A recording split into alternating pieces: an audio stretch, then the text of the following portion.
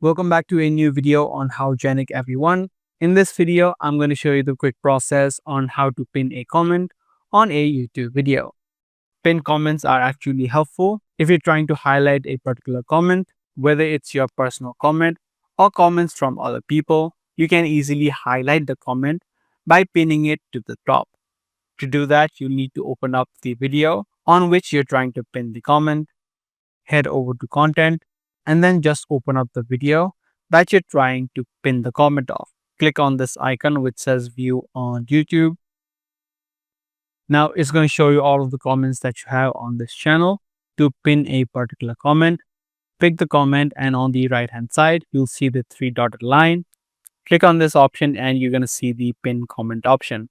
You can just click on this pin option and the comment will be instantly pinned, and anyone visiting the video will be able to view the comment on the top of the section. So that's all it takes in the way that you can pin a comment on your YouTube video.